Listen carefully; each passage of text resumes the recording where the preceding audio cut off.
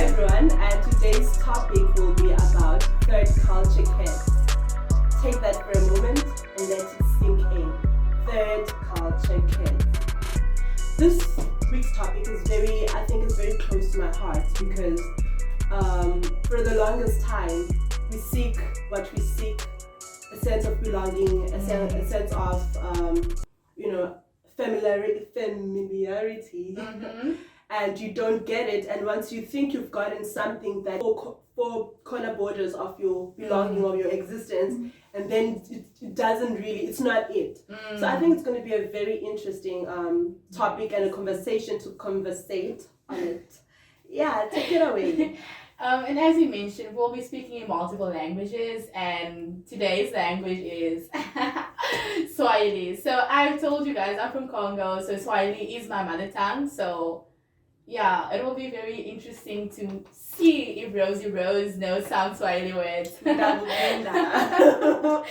So, fun fact about Swahili is actually one of the most spoken languages in Africa. Yeah. Like, at most African continents and most African countries actually speak Swahili. And Rose mentioned something about the dialect? No, not dialect, like. I mean, as I was doing my research on Swahili, I realized that it's so, I think, it's kind of like dialect. I'm sorry. So it's kind of like the pronunciation, not really pronunciation, but the dialect. For example, I searched for how old are you on Google, and in Shona, it's like unema kore mangani. I stand to be corrected. So you can see there's a bit of similarities in the tone. Okay. And if you go to Xhosa, it's, I also stand to be corrected, unangapi. No, mingapi. No, hey, the mingapi. Yeah, it's the mingapi that's getting the how much. Yeah. The how much. Yeah, and then in Zulu is like uleminyaka mingapi. So this is Zulu from Debele from Zim. I also stand to be corrected. Uleminyaka emingaki.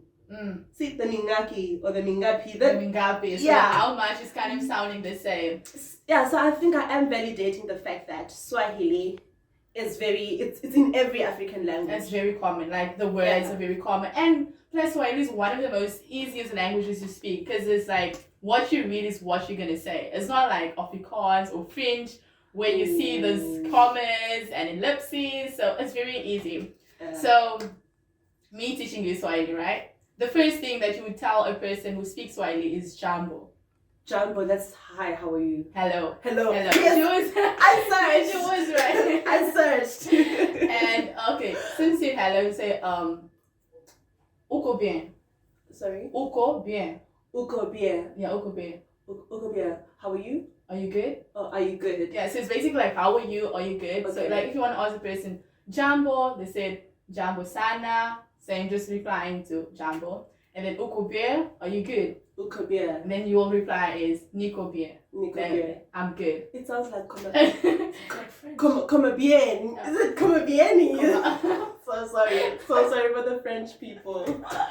Yeah, so when I want to introduce myself, I'll be like, jina yangu ni Kiza. So My name is Kiza. My dad speaks Tonga. Yeah, I want to speak Swahili. It's like, you mentioned the jambo, uko bien, abare. It's abare is like how you doing. Okay. So that's more like, I would say formal when you're like meeting like elder people, like abare. Okay. Like how you're doing. And then of course you have to, do the stance. So that is it for Swahili for today. And as I mentioned before we actually get started on today's episode, we want to recap on last week's episode. I did mention I was heartbroken that Rose couldn't join us. I missed out. But last week's episode was on documentation. So we mentioned we invited Mars members and we spoke about documentation, different type of documentation.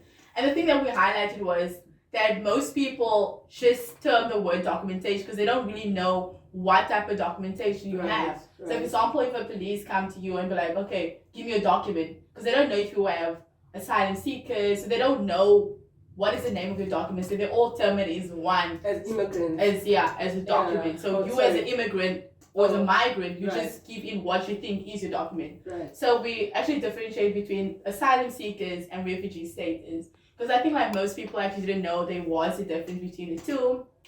So with the asylum seeker, it's basically someone seeking refuge. Like you're writing a plea to the South African government or to the particular government and waiting for them to accept you in that particular country. But with refugee status is the country already accepted you in the country of origin, in the country that you want to accept refuge. So that's the difference. And with refugee status, you have more privilege than asylum seekers. As I know, most of my asylum seeker peers can vouch for that. Because with asylum seeker, you can't really apply for certain things because you're not really acknowledged to be in that country. So there is like lots of limitations with asylum seekers. And you can't go back home. Yeah, you can't. I mean, like we're running away from our house. How do we expect us to go home? If things get better, like isn't there like a hope? Isn't there like hope of things getting better for you to like go back? I feel like me personally, since I'm from Congo, and everybody know Congo, there's like conflict, there's war every day. And since I did say I am running away from my country, I'm running away from war, and the South African government actually see that I'm actually going back to my country, they won't actually believe my story. So I'll actually be deported and never actually be allowed to come in South Africa because my story and what I'm actually doing is kind of contrasting in a way. Yeah. Sadly. Anyhow, let's just jump right into it. So, what is third culture, or what is a third culture kid? Like, how do you define that? So in my terminology, my little mind that I know of third culture kids, I would believe is a child who is born, I would believe is a child basically who grew up in a different culture where their parents basically grew up, and I would believe a child who grows in a different culture than the one that his parents grew up in, right? And basically a third culture is influenced by both the parents' culture and the culture that they are raised in. Like me speaking, right? I would identify as a third culture because I'm sorry, it's just a joke. I'm just thinking of America and I identify as. I would identify as being a third culture because my parents grew up in Congo. Right. And I was born in Congo, but I never actually grew up in Congo. I grew up in South Africa. So it's kind of me being caught in the middle. Am I South African? Am I Congolese? Because my traits are not really being too Congolese and my traits are not being too South African. So that's why I would say I personally identify as a third culture. So I feel like a third culture is a person who's kind of caught in the middle between the cultures. Yeah, I think in your case it's always being too South African for the Congolese children and too Congolese for the South African. So you don't really fit in. It's just in between. I think my space of belonging. That really sucks. That really sucks. I mean, I can attest to that. I mean, I'm from Zimbabwe, and for the longest time in my life, I really tried fitting into the South African society, or into belonging into the South African little box. I tried so hard that instead of this making me belong into South Africa, it literally moved me farther away from my own identity. So I think basically it misplaced you. Definitely. So I think I started getting closure when I started to accept myself as a Zimbabwean girl and starting to have pride in that. And so I totally relate to that, love. So when did this term third culture develop?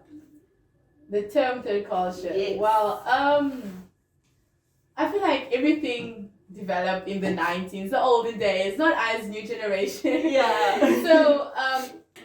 So as Rose mentioned, we did some research on how third culture developed, like who actually came up with the term third culture, right?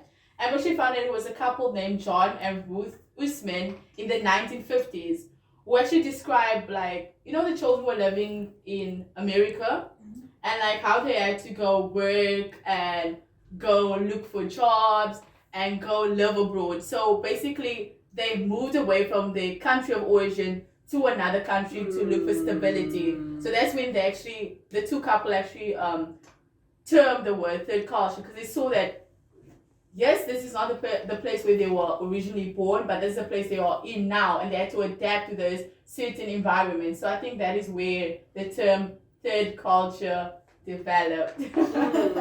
So I think the challenge that these children are faced with is adaptability, having to adapt into this new culture, or this new country that they've gone into.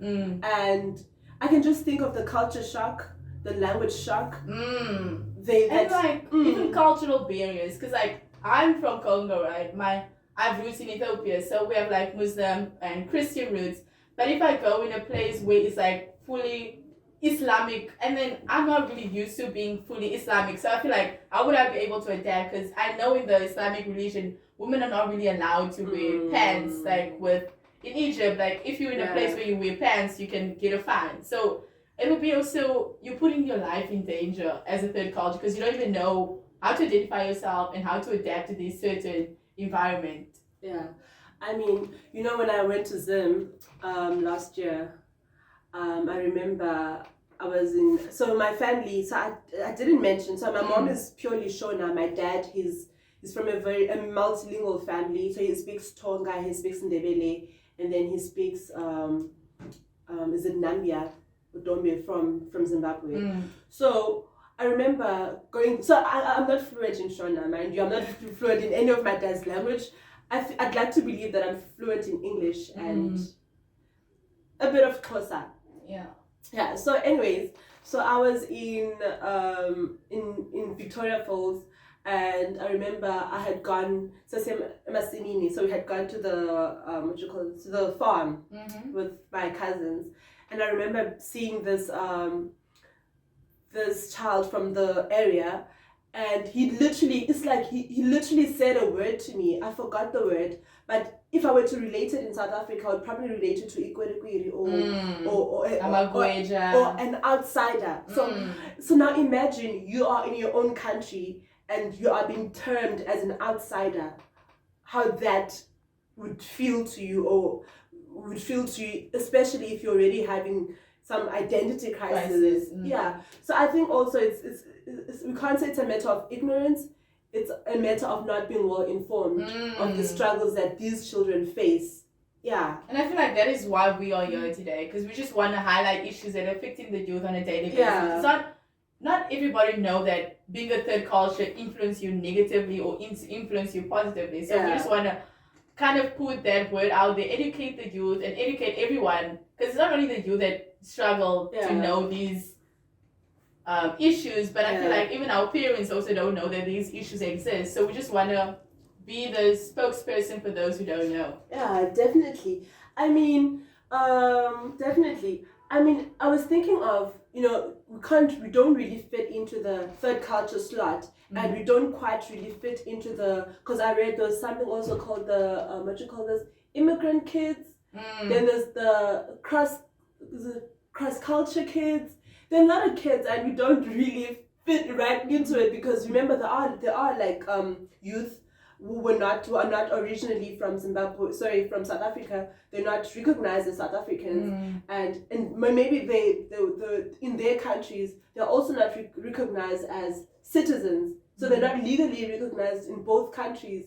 Where do we put these children as? We can't put them as third culture, because they don't have any legal recognition in either country. So I think we're looking for belonging, or to put this group into a certain category, so that maybe they'll have a little bit of to relate. They'll be able to relate to certain situations that they face on a daily basis.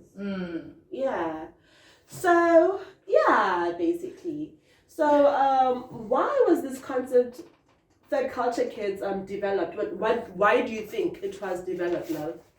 So me personally, and what John and Ruth basically mentioned, is about it basically developed when the children were seeking for work. So basically economic crisis, they wanted to develop the economy. So me living in America, and I know there's an opportunity somewhere else where I can become financially stable, of course I would go there.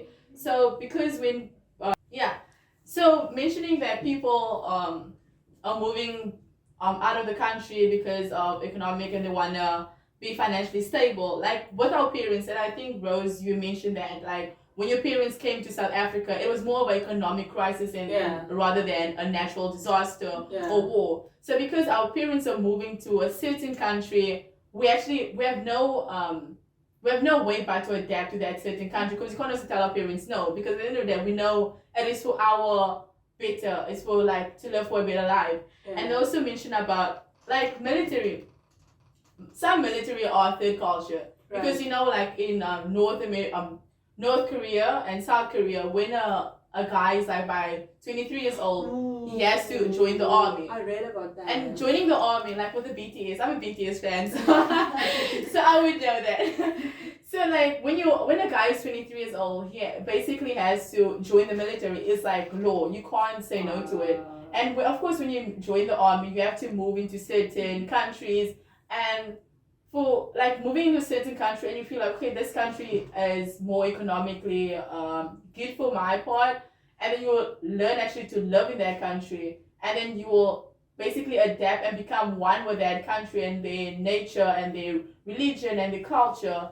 And then by doing so, you're actually losing your country of origin. You're actually losing the source of your country. You're actually losing the culture of your country. Right. So like with the Korean guys, right? So with the Korean guys, they're coming to South Africa, right? And you know that the culture in Korea and the culture in South Africa is totally different. Now you'll become too Cape Townian, for example, if you move to Cape Town and he'll have this Cape Townian accent. Now imagine him going back to Korea. How would he sound, right? People won't really think like, okay, this is not a true Korean. So I think that is where or why the concept third culture was developed. They saw how it affected people's development and it affected people's country of origin and the country they're actually staying in. So to actually give them a sense of belonging. Wow. It's like, okay, you third culture kids, stop messing around, stop having this identity crisis. You third culture kid. So you have a place to relate to. It creates this, this cultural blend. And did you know that the third culture is actually influenced by 3 different cultures? Really? Yes. So there's like the legal culture where you get like legal recognition.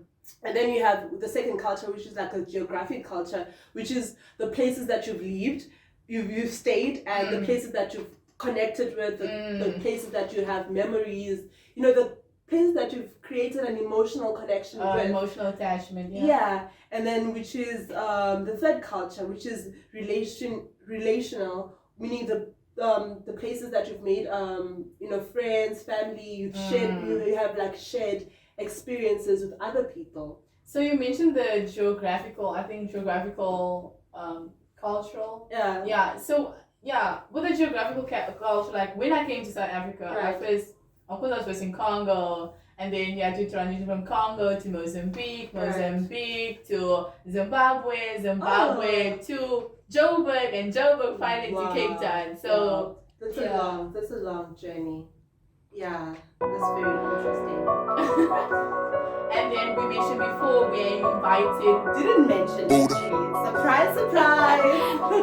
Surprise! We invited some Mars members from Planet Mars. And as we promised, we keep our promises. We do keep our promises. We invited some guests with us today. They will be basically telling us the knowledge on third culture and how that affected them on a daily basis. And the experience. So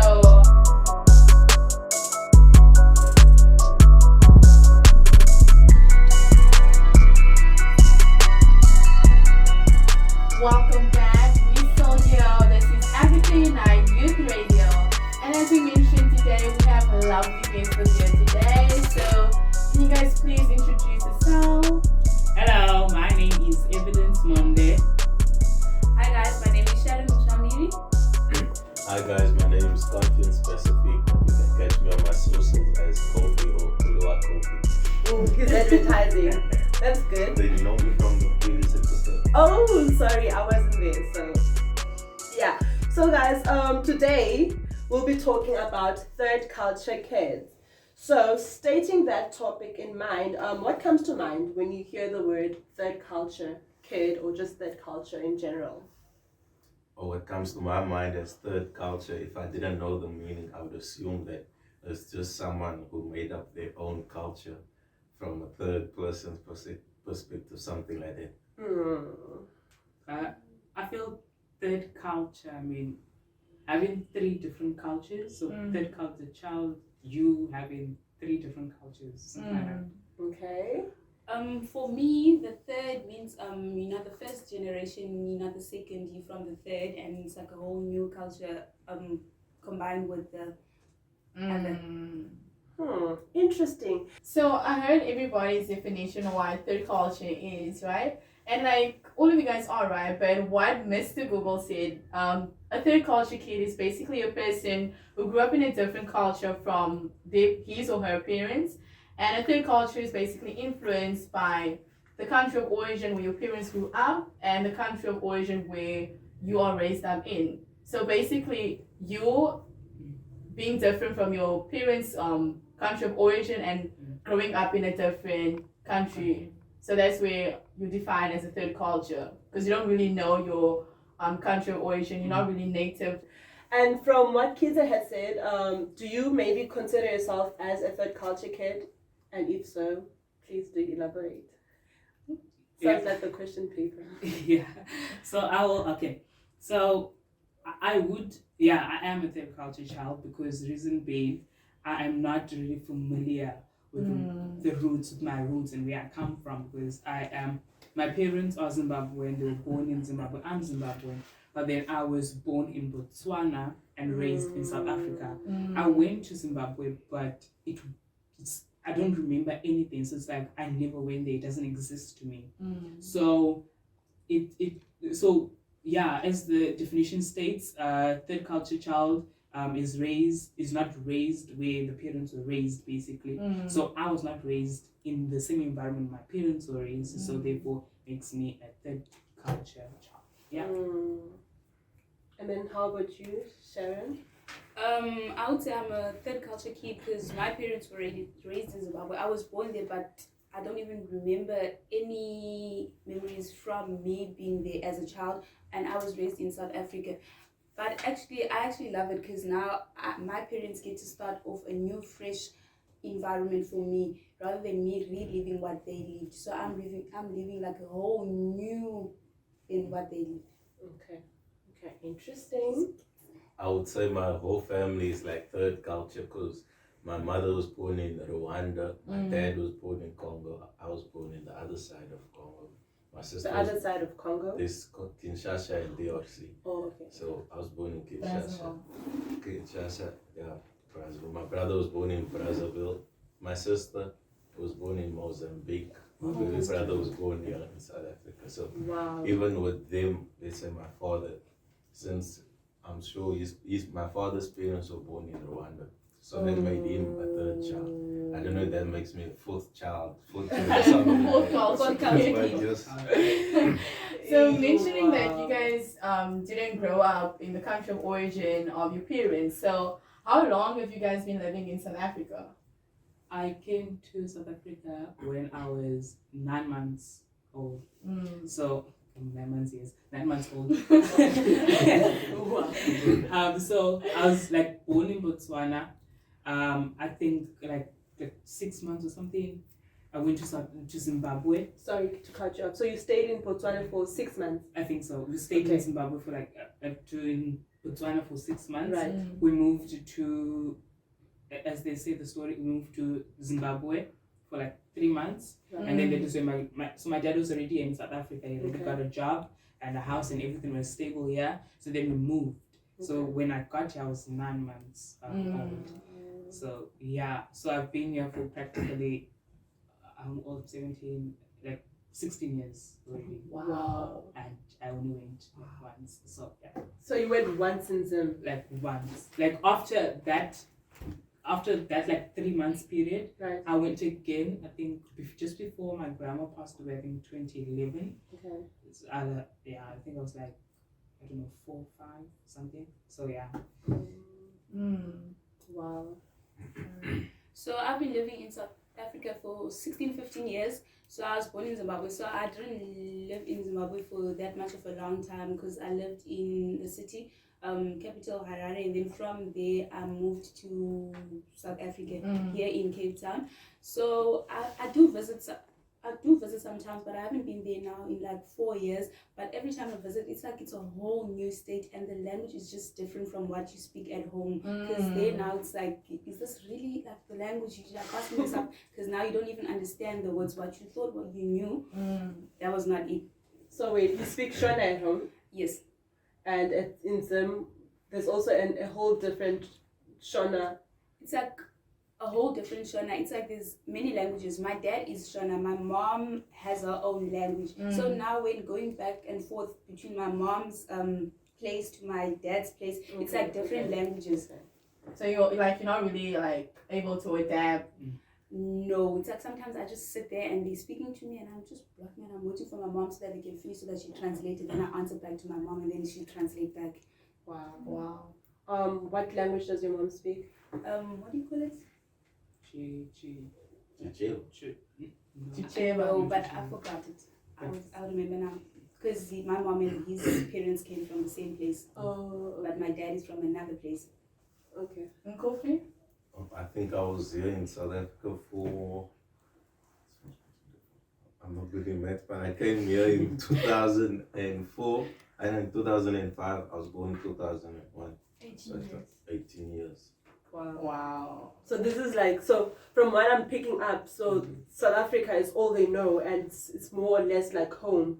So it's more of a home than Zimbabwe. I wouldn't say home because I will sometimes still feel like I'm not from You're here. not included, right? So I wouldn't call it home. I would call it, let's say, my neighbor's house. A place of refuge. Yeah. And then do you think there are advantages of being a third culture kid? And I'm putting that in, what you call this? Quotations. I Are there advantages of? I don't know.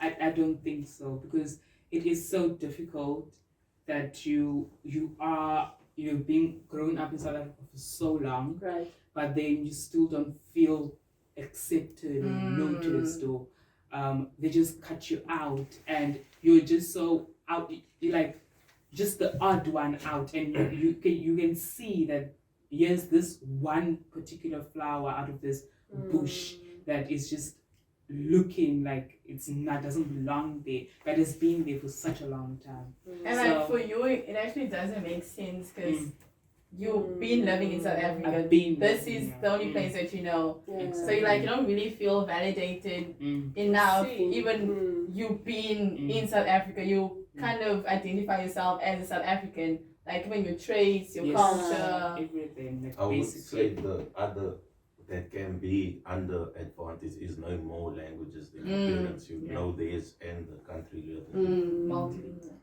I would say there's two sides to everything. There is advantages to it. It's like now you know different languages, you've been exposed to different environments.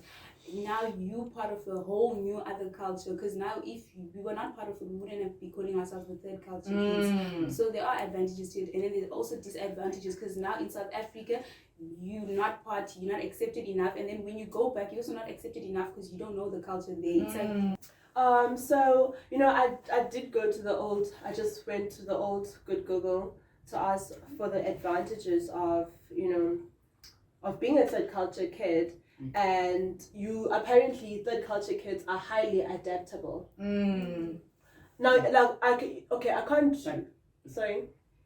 Highly adaptable, like, not really, because it's not like I've been to many countries and I've adapted a lot of times. No, it's saying like you adapted to the country you are in now, like South Africa. But I would have just adapted to Zimbabwe the same way. No, but that wouldn't make you a third culture kid. I think it's because you came as a baby, so for you it doesn't really apply the highly adaptable. But if you had maybe much older, it would have applied that you are highly adaptable to situations, to countries, to cultures, because the whole point of adapting is wanting to blend in so that you're not the odd one out. Yeah. And also another one is being open-minded. Are you guys open-minded? Very. Very. So I think that's one of the advantages you guys got from Being a third culture. Yeah. Like even like being open-minded. Yeah. As a Congolese, right, and I grew up in South Africa. I grew up in like the colored community. I'll be more open-minded to what other people view me as and what other people portray me as, because being a Congolese is not really easy because there's different sides, different views, and different opinions.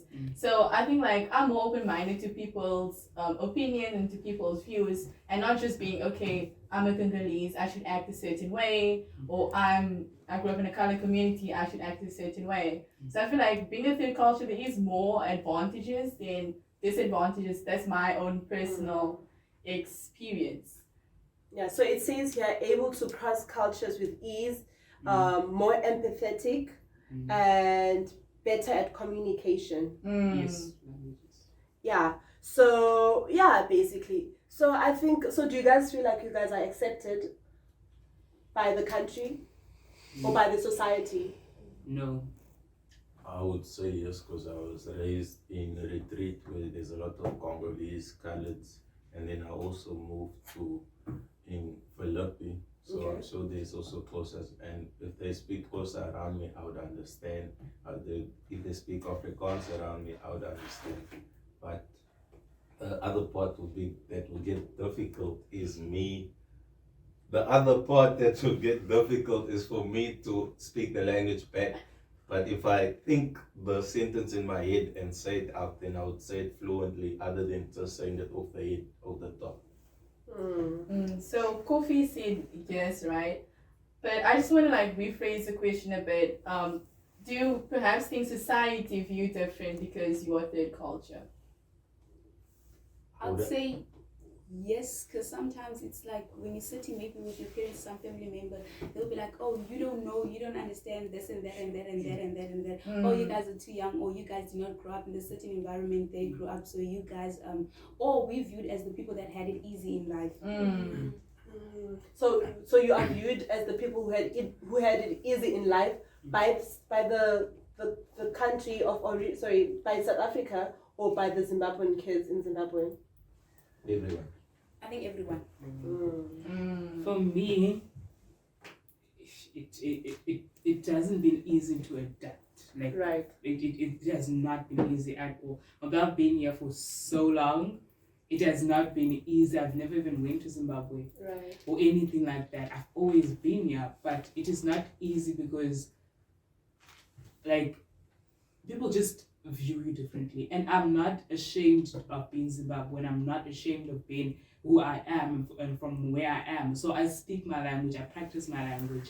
So sometimes when I speak Xhosa, it's like, oh, you can't speak it that well. Why can't you speak it that well? But you've been here for so long. I don't have to speak it properly. My mother tongue has a certain way that I pronounce words, and I can't change that.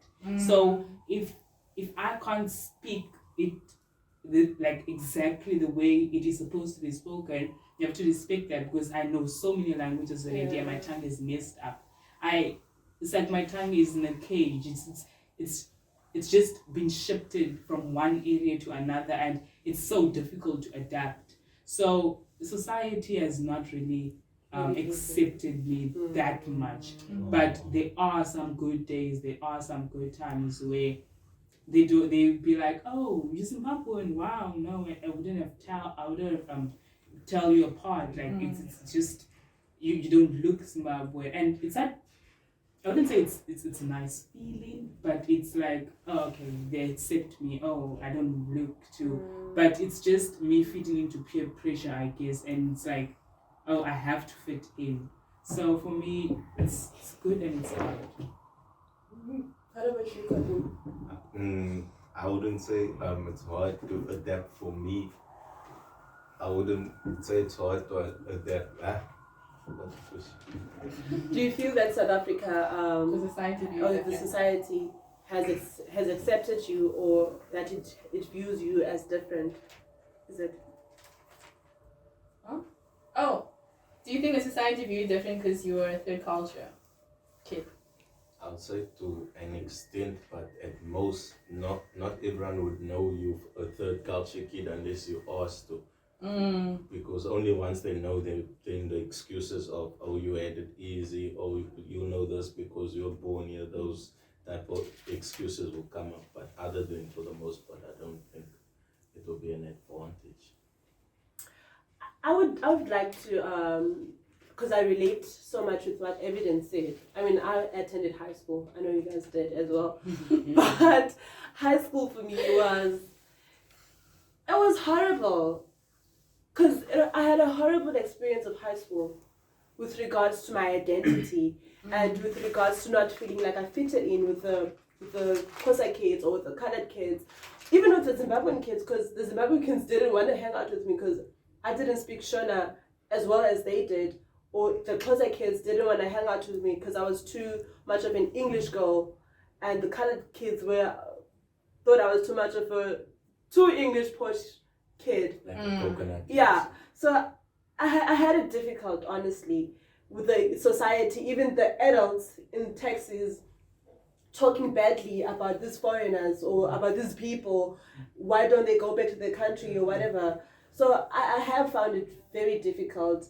But I think the only thing that made me come to terms with the fact that I was a Zimbabwean or I was a third culture kid or an immigrant kid or whatever you'd like to call it is when I started doing research on the Zimbabwean culture, on the Zimbabwean history, and starting to accept myself as a Zimbabwean child. And yeah, and I think also Africa Unite or Mars Empowerment has also helped me with accepting myself, because you see a lot of different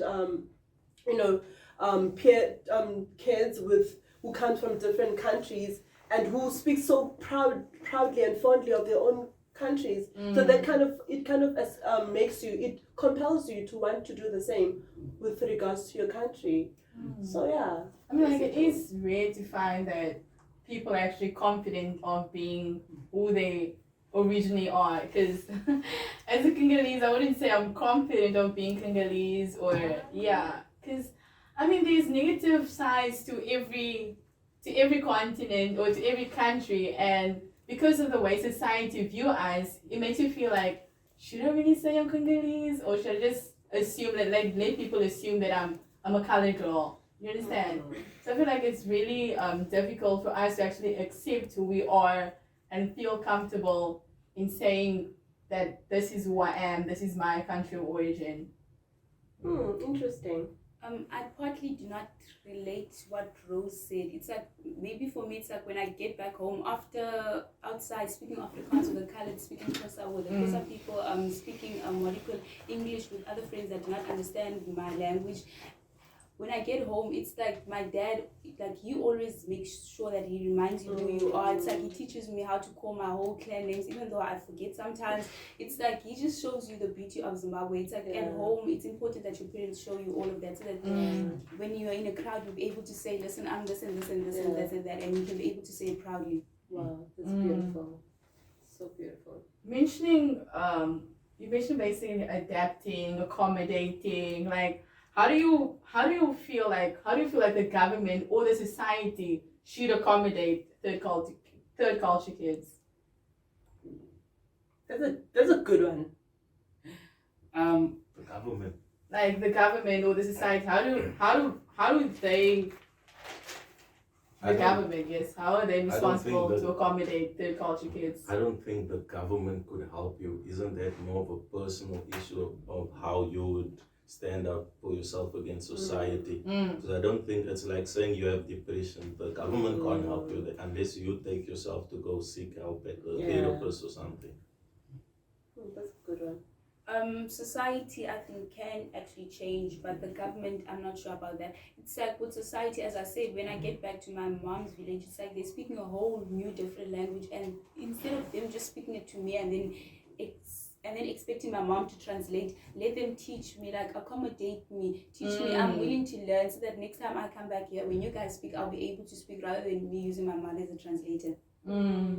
Wait, you didn't mention your mom's language. I'm very interested to know. It's Chikorekore. It's like a Shona, but then it's like mixed with it's a mixture of different languages. It's like there's a bit of Shona there, but they don't usually use it. It's like Malawian people, when they were running from war, they came to Zimbabwe, so they now live here, and then they are now citizens. So they created a whole new language. It's like from my mom's side. Yeah, our moms come from the same side. So it's like my mom says they are not originally from Zambia, but one of their forefathers was Zambian. Right. So I think when they moved down to Zimbabwe, it was like, let's take Shona, let's take the Zambian language, and let's mix it together to make a new sort of language for us to understand each other, something like that. So it's like a mixed language, because I'm saying now it's Malawian, he's saying it's Zambian, and then it's a bit of Shona. So it's different. It's like people like during the times of war that ran for refugee in Zimbabwe. So they created like a whole new language. But then people like do not, when you see it, they just write it under Shona, and then like when you search it, I feel like government has a way in which influence basically a way in which the society think, or how people think, right? So for me, what the government can basically do to accommodate third culture kids is basically focus on cultural development, right? You do get states or a part of government where there is different cultures or different religion that are in power. So I feel like those people that are in power, they should actually focus on cultural development, like make people aware of the different cultures, like with the migrants, right? Most of the Africans don't know what the term migrant means. So I think stating it on Google, they should also state it what third culture means and the different cultures and how to accommodate us as third culture generation kids. And mentioning the parents, I think accommodating third culture start at home. Yeah. It should start at home. Like your parents should actually make you feel aware and make you understand your mother tongue. Like I'm from Congo, yes, but I have Ethiopian blood. So my mother also speaks Mashi. So when I go to my mother's side of Congo, my mother's side of Ethiopia, I don't really know the language they speak. So I feel like we as the parents, we should actually accommodate our children. We actually tell them what are their roots, who are their roots, and where they actually come from. So they shouldn't feel distance from who they are and how they brought up. Because being a third culture, you get cultural crisis, right? It's like a shock. You don't really know how to identify. You don't know how to identify with yourself, or even you feel different from your parents, right? Because you feel like, yes, I am from my mother's side, but I can't really relate to her story. I can't really relate to who she is, right? So yeah, because you're like an entire breed. You have this entire new breed of culture that you now are and identify as, even though you can't really, it's not really in black and white. It's just something that you know consciously. And so in conclusion, I'd like to believe that the government or maybe society has to do something, and taking in consideration the fact that our parents have been living for surviving, and therefore I think they also require education and information to be informed with such challenges that are faced by the youth. Because imagine a parent who came from a different country to a different country, all that they knew or all that they sought was to survive, and therefore these other things are more or less like luxury. So I think it's a matter of educating and continuous educating and informing our parents, the society, the government, so that they release more information on this on this situation or on these topics, so that there are more books that are released, there are more shows that are released that is talked about on different various radio platforms or podcasts, so that the society is well informed about the struggles that the youth face at large in the country. I think we should just let the viewers and our listeners actually tackle or answer that question on their own. How can government accommodate third culture kids? So I would just like to say thank you to our wonderful guests, and thank you to our viewers and our listeners. Please stay tuned and catch us on our social media at Instagram at Mars_empowerment. _empowerment. And email us at marsyouth@africaunite.org.za. Bye. Bye.